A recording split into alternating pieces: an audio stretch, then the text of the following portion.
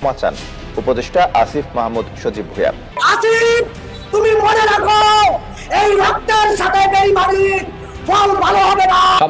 সামান্য একটা দাঁড়া খাইয়ে গেছে না, চোর চোরটার, চাঁদাবাজ চোরের 10 দিন, গৃহস্থের 1 দিন।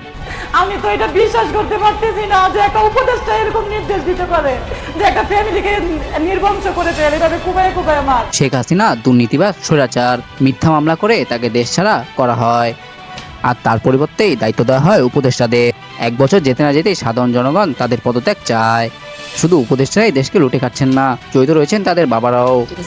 আসিফের বাবা যে কল করছে, আমার তো ব্রেনই আসছে না যে আসিফের বাবা আমাদের মব সৃষ্টি করবে। এখন তো বুঝছি যে ছেলে উপদেষ্টা হতে হয়, সে ক্ষমতার অপব্যবহার এবং সে একটা মব সৃষ্টি করছে। এদিকেও 1 বছর আগে যারা খেতে পারতো না তারা এখন কোটি টাকার মালিক।